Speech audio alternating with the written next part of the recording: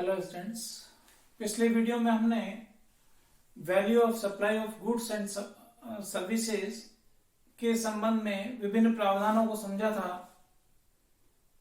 पूर्ति का मूल्य निर्धारित करने से ही उसके ऊपर जीएसटी की रेट अप्लाई करके जीएसटी का वैल्यू हम ज्ञात कर सकते हैं, टैक्स का अमाउंट हम ज्ञात कर सकते हैं। तो पूर्ति का मूल्य निर्धारित करना, चाहे वो वस्तु के संदर्भ में हो, चाहे वो माल के संदर्भ में हो और चाहे वो सेवा के संदर्भ में हो, ये आवश्यक हो जाता है। आज हम धारा 15 के प्रावधानों को, जो हमने पिछले वीडियो में भी समझे हैं, को एक सवाल के ऊपर अप्लाई करते हैं और जो taxable value of supply of goods और सप्लाई ऑफ सर्विसेज है उसको कैसे कैलकुलेट करते हैं उसको समझने का प्रयास करते हैं। प्रावधान आपको याद ही है। धारा 15 का मतलब ये हुआ कि एक ही प्रतिफल व्यवहार मूल्य अपने को माल या सेवा के बदले का अगर दिया गया है तो धारा 15 एप्लीकेबल है, बशर्ते कि प्राप्तिकर्ता और पूर्तिकर्ता संबंधित पक्षकार न हो, संबंधित व्यक्ति न हो। तो प्रश्न आपके सामने है ये, जीएसटी के तहत हमें कर योग्य आपूर्ति का मूल्य ज्ञात करना है। मशीन का मूल्य दे रखा है माल व सेवा कर को छोड़कर, ये इसमें शामिल नहीं है। कुल मूल्य है 10 लाख रुपया।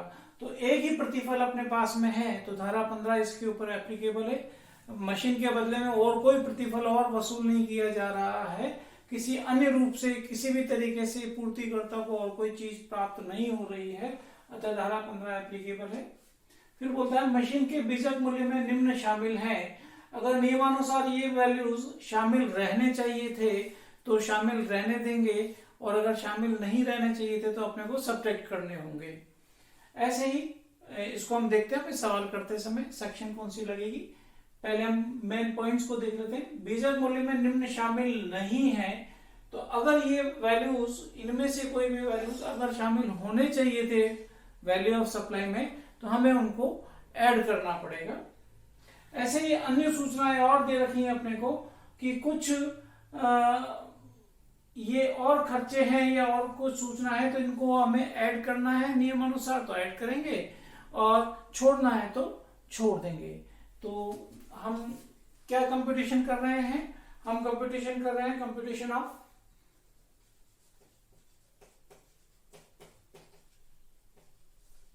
Taxable value of taxable supply of, यहां पर मशीन है इसलिए हम गुड्स लिख रहे हैं,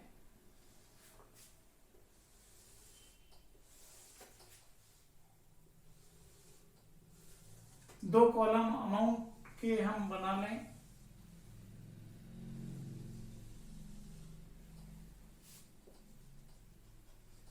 रुपीज में अमाउंट इन रुपीज, और ये डिटेल्स के लिए पर्टिकुलर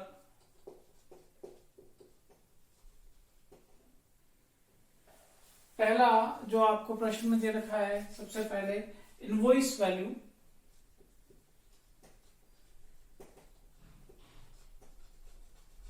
ये जो है मशीन का मूल्य जो दे रखा है वो इनवॉइस वैल्यू है। माल व सेवा कर को छोड़कर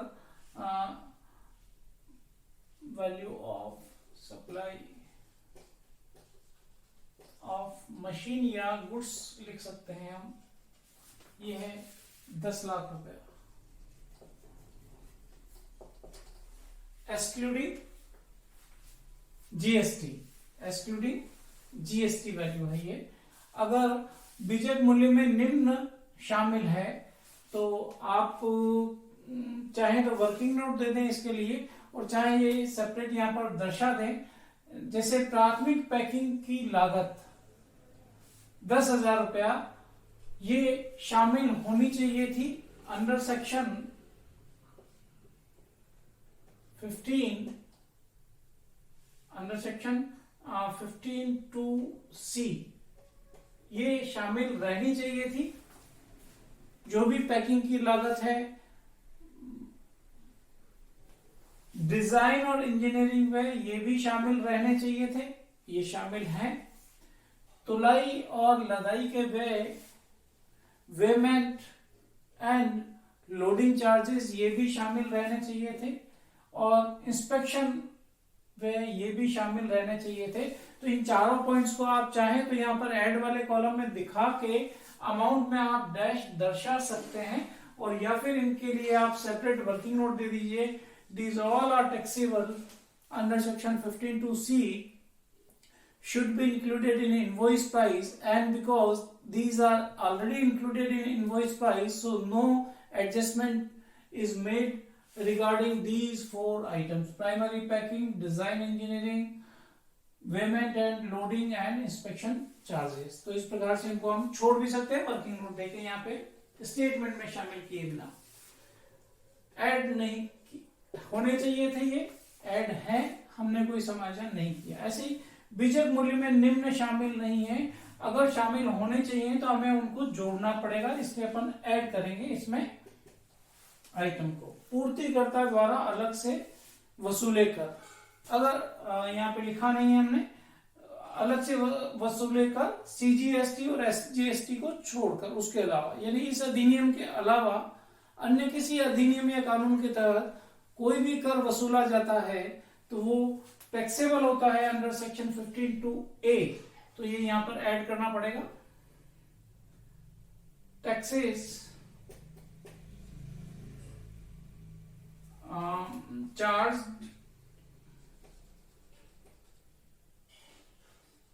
सेपरेटली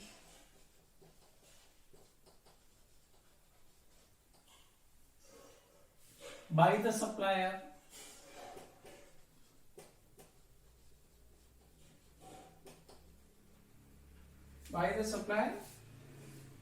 other than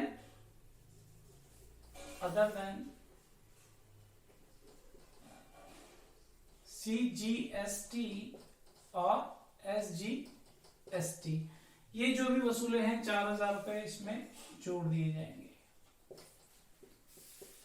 ऐसे ही परामर्श शुल्क, स्थापना पूर्व नियोजन, मशीन की स्थापना से पहले के लिए जो प्लानिंग है उसके लिए परामर्श शुल्क वसूल किया जा रहा है सप्लायर के द्वारा, तो ये भी टैक्सेबल है, वैल्यू ऑफ द गुड्स में शामिल होना चाहिए, परंतु ये अभी तक शामिल नहीं किया हुआ इस वैल्यू में, बीजक वैल्यू में, तो हमें शामिल करना है। परामर्श चार्जेस, कंसल्टेशन और consultancy charges in relation to planning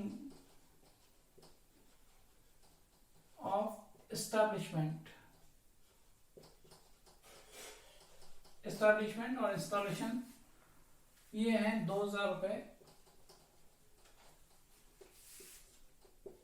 under section 15(2)(c। ये भी परीक्षण शुल्क भी अंडर सेक्शन 15(2)(c) ऐड किया जाएगा। तो ये तीसरा टेस्टिंग चार्जेस, ये भी शामिल होने चाहिए 5000 रुपए, इसमें आप ऐड कर दीजिए। अंडर सेक्शन 15(2)(c) है ये भी। फिर स्पेशल पैकिंग चार्जेस, प्राप्तकर्ता की रिक्वेस्ट पर माल को सुरक्षित पहुंचाने के लिए अगर पूर्तिकर्ता के द्वारा कोई व्यय किया गया है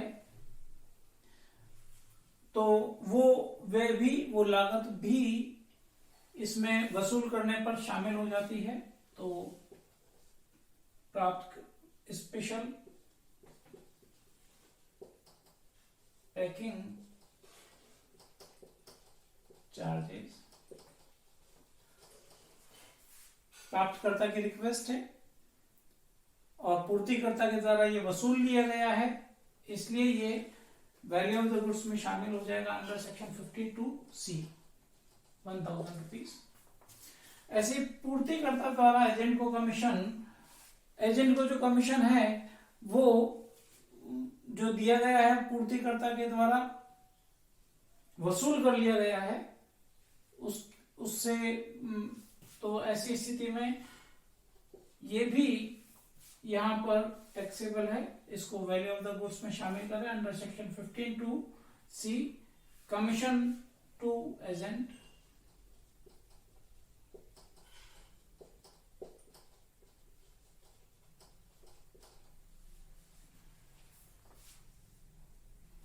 ₹3000। अब है अन्य सूचनाएं। अन्य सूचनाएं में अगर अब अपने को लगता है कि जो नियमानुसार ये वैल्यू ऑफ द गुड्स में शामिल होना चाहिए तो अपन ऐड कर लेंगे, और अगर नहीं होना चाहिए और शामिल है तो उसको हम माइनस कर देंगे। बीमा भाड़ा प्राप्तकर्ता द्वारा, बीमा और भाड़ा प्राप्तकर्ता द्वारा, तो ये ऐड हो जाएगा। Insurance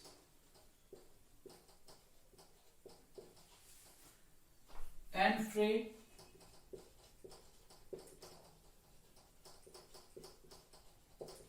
paid by recipient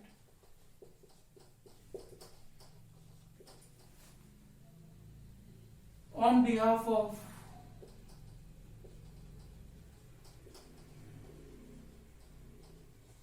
supplier। ये अंडर सेक्शन 15(2)(b) टैक्सेबल हो जाएगा कि रिसिपिएंट ने चुका दिया है पूर्तिकर्ता की तरफ से, पूर्तिकर्ता को चुकाना चाहिए था पर रिसिपिएंट ने चुकाया है, तो अंडर सेक्शन 15(2)(b) ये टैक्सेबल हो जाएगा 25,000। ये हो गया। उसके बाद में केंद्र सरकार द्वारा सहायता, इसको आप वर्किंग नोट देके छोड़ दीजिए। असिस्टेंस और subsidy paid by any government whether it is central और state government to establish, to install the industry in backward area। ये जो मिला है सहायता सरकार के द्वारा मिलने पर ये शामिल नहीं होती है, तो इसको यहाँ पे लिखने की जरूरत नहीं है, इसका वर्किंग नोट दीजिए और इसको 60,000 को शामिल नहीं करना है अपने को। ऐसे ही अन्य द्वारा, थर्ड पार्टी के द्वारा अगर कोई सहायता मिली है तो वो वैल्यू ऑफ द गुड्स में शामिल होगी अंडर सेक्शन 15(2)(e)। तो ये शामिल करना है अपने को। Subsidy by third party, third party means other than government, तो third party to supply the machine to the recipient within time limit. इसके लिए ये जो सहायता मिली है ये वैल्यू ऑफ द गुड्स में शामिल हो जाएगी अंडर सेक्शन 15(2)(e)। ये इसमें शामिल अपने को करना है। ऐसे पूर्तिकर्ता द्वारा वसूला ब्याज 30 दिन पश्चात, यानी कि 30 दिन की उधार दी जाती है और उसके उधार की अवधि समाप्त हो जाने के कारण, भुगतान उसके बाद में दिए जाने के कारण 15,000 रुपए का ब्याज वसूला गया है सप्लायर के द्वारा, तो ये जो इंटरेस्ट चार्ज है ये टैक्सेबल है, इसको आपने को ऐड करना है। 15(d) में है ये अंडर सेक्शन 15(2)(d) में interest charge for delayed payment, ये 15,000 रुपया भी टैक्सेबल है। तो इसके अलावा और कुछ भी, अच्छा बट्टा है, तो बट्टा तो वैसे भी अगर होना है तो लेस होगा, इसको अपन बाद में पढ़ते हैं, ऐड कर लेंगे सारे values.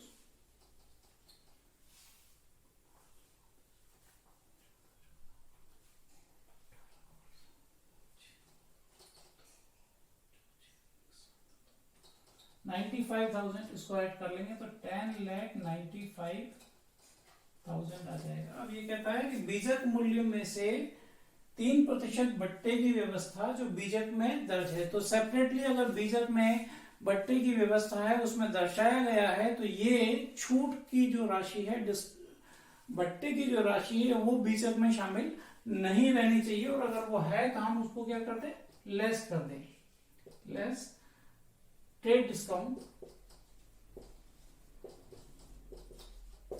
Trade discount actually allowed and shown in invoice price. तो ये इसमें 3% बीजक मूल्य यानी कि 10 लाख का 3% 30,000 रुपए।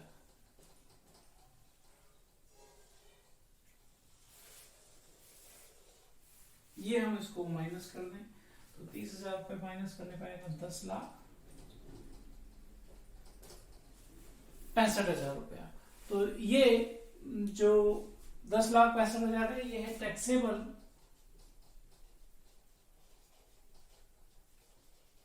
Value of supply of goods. तो इस प्रकार से हम taxable value of supply of goods ज्ञात कर सकते हैं। यहाँ पर एक बात और, ये प्रश्न तो हो गया, जो चीज हमने शामिल, इनके लिए हम वर्किंग नोट दे देंगे, ये शामिल है ऑलरेडी इसलिए वापस ऐड नहीं किए गए हैं। ये शामिल नहीं थे, नियमानुसार ऐड होने चाहिए थे तो हमने ऐड कर दिए। इनमें से जो वैल्यू शामिल होनी चाहिए थी उनको हमने ऐड कर दिया। ये शामिल नहीं होनी चाहिए थी 15(2)(e) में, हमने इसको छोड़ दिया। बट्टे को लास्ट में सब्ट्रैक्ट करना होता है क्योंकि ये बीजक में सेपरेट से दर्शाया गया है, तो इसको हमें यहाँ पे सब्ट्रैक्ट कर दिया और इस प्रकार से ये value taxable value of the goods आ गई है। यहाँ पे शुरू में देखिए मशीन का मूल्य जो इनवॉइस प्राइस था ये वाला 10 लाख रुपया, ये कर को छोड़ के है, जीएसटी को छोड़कर है, यानी कि इसमें जीएसटी शामिल नहीं है, तो ये फाइनल वैल्यू बना, ये भी कम जीएसटी नहीं है, कम टैक्स वैल्यू नहीं है, ये टैक्सेबल वैल्यू आया। अगर टैक्स की कैलकुलेशन करनी है तो इस राशि के ऊपर अब आपको सीजीएसटी और एसजीएसटी कंप्यूट करना है। पर अगर ये शामिल होता, फॉर एग्जांपल माल और सेवा कर को छोड़कर की जगह पे यहाँ पे होता माल और सेवा कर के सहित, तो हम क्या करते हैं, जैसे ये वैल्यू आया है, एक एग्जांपल के तौर पे मैं मान लेता हूं, अगर ये सहित होता तो हम यहाँ पर एक स्टेप और कर रहे होते, 10,65,000 रुपया कैलकुलेशन। अगर अपन मशीन के ऊपर जीएसटी के रेट 12% मान ले तो इस 12% को इसमें से हम लेस करते हैं, लेस जीएसटी, ये कहते हुए कि ये कम टैक्स वैल्यू है।